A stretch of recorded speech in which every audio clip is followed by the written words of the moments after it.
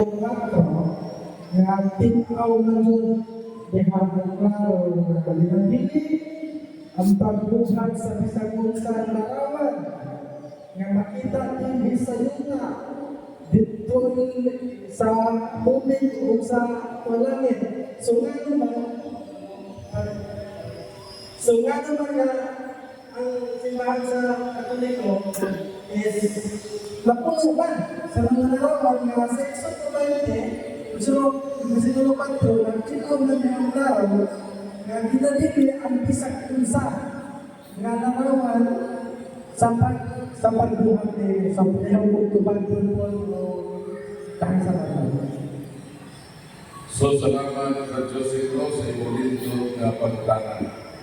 So, ang iyang pagbabanan ni Base sa Exodus Kapitulo 20, versikulo 4 hanggang sa 5.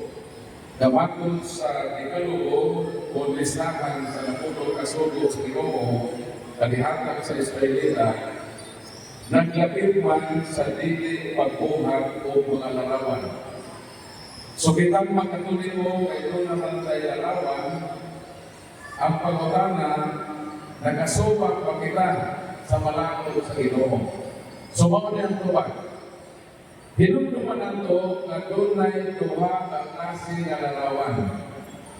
Kini larawan na diskutan sa napuno kasugo, maunay ang mga larawan na ibawal kung hindi maong larawan, imo na simbahon isip kapuli sa tinuod na Diyos. Kaya sa preceding verse sa 4 na tingon man, ayaw pagsimba o langit Diyos lawas kanako.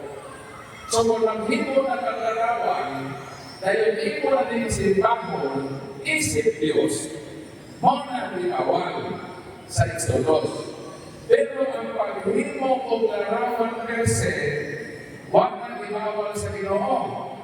Kaya kung hindi Exodus Kapitulo 20, nasunlan sa malaon na bawal ang paghimong larawan kung isipong din na Diyos sa Kapitulo 25 o nahanglan ng Kapitulo, nagsuko man mo na Ginoo. Isuko na si Moises, Exodus Kapitulo 25, 18 hanggang 22, kung sabihin sa Ginoo, na paghimo o larawan sa anghel ng Cherubim. Pasado man ito sa protestante na translation sa Exodus Kapitulo 25, versikulo 18. Then made images of angels, using living gold, and placed them at the tokens of the lip of the ark. So klaro, ang iyon ng Ginoo, ang Moises made images of angels. Mauna ang dito sa Ginoo, doon ay mga anghel o larawan sa Cherubim. Sumanglang sa Ezekiel Kapitulo 41, versikulo 17 hanggang sa 20. Na ang buong sa sunod sa templo, ikan sa salong hanggang sa ibabaw sa pultahan, ikulitan ng mga larawan.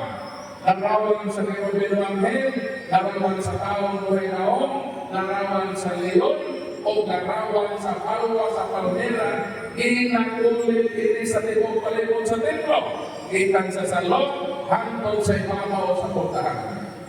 So meaning, duha ang klase ang larawan. Na ay larawang ibawal kung imo na ni simbahon isip Diyos. Pero na ay mga larawan na gitutok ang Ginoo na gibutang piniliha sa iyang templo o simbahan. Ang pangutanan, kitang Katoliko, kay naaman kay larawan, kanama lang kong larawan na apil ba na sa ibawal? Ang umagwa, kaya nato larawan, walang yun nato simbahan, isip kapuli sa Diyos. Wag nato simbahan, ang ato malarawan, isip Diyos. Kaya naman, ilang Katoliko, nakailangan ta sa tinuod na Diyos. Pagsugod pa lang sa misa, kung sa may ato opening song, himaya sa Diyos dito sa langit. Suasa ang Diyos sa Katoliko, tungkol sa langit. Wala pa Panginoon ng atong Diyos, mawawalawan. O sa Catechism on Christian Doctrine, walay teaching sa Katoliko ng pwedeng simbahon ang larawan. Pahina 107, Catholic does not believe that images may be worshipped. So, dili pagtulunan sa Katoliko na simbahon nimo ang larawan isip Diyos. O sa palihatag sa larawan, Catechism of the Catholic Church number 2132, the honor paid to sacred images is respectful veneration, not the adoration due to God alone. O sa ihatag sa malarawan, veneration o pagtahon ang sa Diyos, adoration. Mauna ka, kanang larawan sa Katoliko, wala ka na maapil sa butang bawal, ay wala pangalan na simbahan isip Diyos. Wala pang tawagin larawan ka Joseph sa mabutang sa langit. Nga kung nasimba isip Diyos. Kung sa may mabutang na sa langit, huli mo makita. Medyo kabili naman. Makita-kita o buwan. Di ba? Ang pautana, itang mga Katoliko, naghimo batang larawan sa buwan, himutan nato sa atong simbahan, isimba nato isip Diyos, o mingon kita, Diyos labong kabuwan, ayaw yung tawang kabuwan, kaya naghali para mamilinte sa Diyos sa Larina. Nakabay Katoliko, na nag-isip sa buwan na Diyos, wala. O sa may mabutang sa langit, makita nato ang mga gitoon. Nakabay Katoliko, na naghimo larawan sa bitoon, ibutang niya sa simbahan, iyang ampungan isip Diyos, o ngayon siya, Diyos namo ang bitoon, at namin kaming pagkaon, kay hapit na lang ang panihapon. Nakabay Katoliko na ngayon? Wala ihapon. So, maglagay Katoliko, na naghimong larawan sa butang sa langit, na atong isimba isip Diyos. Ay klaro, ang teaching sa Katoliko, na dili pwede simbahon ang larawan isip Diyos, ang larawan respetuon sa mga Katoliko. Larawan sa butang anihan sa ibabaw sa yuta. Naghimo ba ka mga Katoliko? Dito mo na yun sa larawan sa pagkipatay sa Katoliko. Para problema. O sa maling mga larawan na nina sa ibabaw sa yuta. Dili na mulayo sa larawan ni Dr. Jose Rizal. Kay si Rizal, doon ay monumento. Ang pangutana, kita bang mga Katoliko, naghimo ba ka o larawan ni Dr. Jose Rizal? Inutang nato sa akong katedral, isipan nato isip Diyos, kung bilingon kita, Diyos namo ka Rizal, hatagi kami pandisal. Ay, Katoliko na. Wala, dili mo makita sa simbahan Katoliko na naay larawan ni Dr. Jose Rizal. Larawan sa butang na sa ilalong sa yuta. O sa may larawan na niya, o sa may mabutang na niya sa ilalong sa yuta. Kung gusto may tagtod ko sa yuta, o sa may magawas. Di ba magawas na magito? Ay, bakit? Di ba magawas sa kwante? Kung mukod ko ba sa yuta, ang pagkukanan mo kini, nag-ingon pa ng Biblia, na dili na maghilong larawan sa mga butang na niya silaon sa yuta, na naman ang wali sa yuta, ang pagkukanan, kita ba mga Katoliko, naghilong ba kita o larawan sa mga wali? Ibutang nato sa atong kapilya o isimba sa mga Katoliko, o bilingon ang mga Katoliko, Diyos namo nawate, at aming kaming sikwate, kay paris namo sa pamisal. Nawala. Walay Katoliko na naghimog larawan na atong i-worship as God. Na naman, klaro sa pagtulungan sa Katoliko ng atong Ginoo o sa langit. Diha pa lang sa pag-ambong sa mahanamo, Kung sa mga ito, amahan na mo na nakakas sa langit. Huwag ito malingon na amahan na mo na ikaw ang larawan. Wala. So, walay na violate ang Katoliko sa sugo sa Ginoo kay wag man kita maghimo larawan na atong isimba-isip Diyos ang larawan atong mangragirispitaran. Sama ka sa larawan Diyos Kanisal. Kung makita kita larawan ni Rizal, pwede makita mo sa lugar. Nga naman, isip pag-respeto na sa bayani sa atong nasod. Pero kanang mga tao na maghilakot sa larawan sa mga palaan, bisan gani sa larawan sa bayani sa Pilipinas. Kanang maghilakot o larawan, gawaan mo ka sila. Panalitan, kanang larawan ng Rizal, hilaw-hilaw na. Ang tuwa ninyo ang monumento ni Rizal sa Luneta. Tango na linaw o ilong ang larawan ni Rizal. Di ba gabaan tayo na? Ano man, naway polis na bantay. Ako ba kinagaba? Di ba? Testingin ninyo. Testingin o hangin ulo ang larawan ni Jalili. Di ba automatic gabaan ka? Ano man, di ba nakupang mas lugin ka niya sa Jalili? Testingin daw. Ikon pa ng mga pastor ng tanang larawan daw atong pagsunugod. Hindi pa rin ipakita sa video ang larawan ilang ilonggo. Nahala, ako ang larawan ng Rizal sa Luneta. Nanong nagpabilin kung ano sa Luneta. Kung ang mga pastor ng dugmo kong larawan, nanong, huwag malalugmo ka ang larawan ng Jalili. Panawang pagkipas ng mga priso. Ha? Na ay larawan na angay dugmoon, larawan sa mga Diyos-Diyos, larawan sa mga alilo, larawan sa mga bakhala. Pwede na yung dugmoon na naman. Ilo man ang iwag si Pasda. Pero ka ng mga larawan, nagitungkod sa Ginoo, o sa may silog sa Ginoo.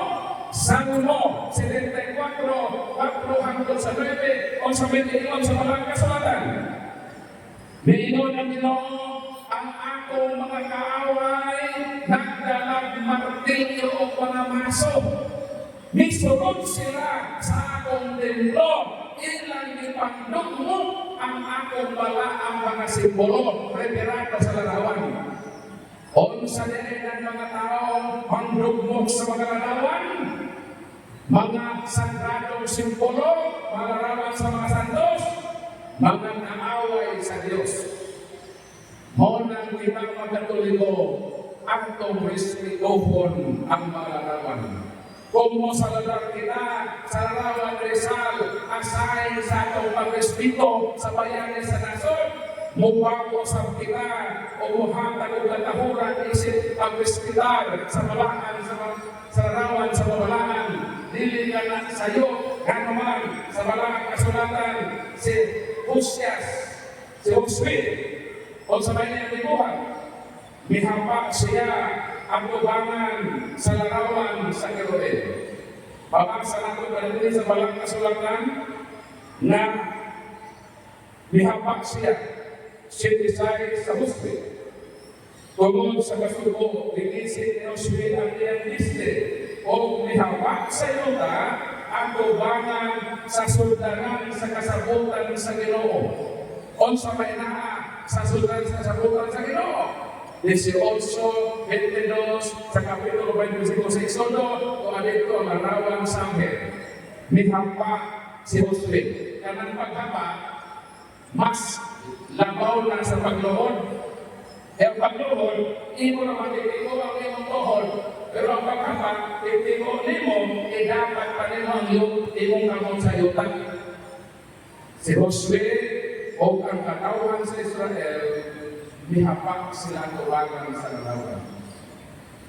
Si Haring Nabucodonosor, mihapak usap ang Daniel na propeta. Sumagak sa Daniel Kapitulo 2, versikulo 46. Biyog po siya at umangan ni Daniel. Pero wala nang pagkasana kay Daniel. Nga naman, ang pagkapa o pag-respeto ni Haring Nabucodonosor kay Daniel, pagtahol man kaniya isip propeta sa Ginoo. Mao ka ng mga santos o respeto kanila inaagi o generasyon dito na sama. Ang bolong worship, ako lang ni ulit ko, hindi ko itong bolong worship o pagsimba. Ikan sa bolong at Griego.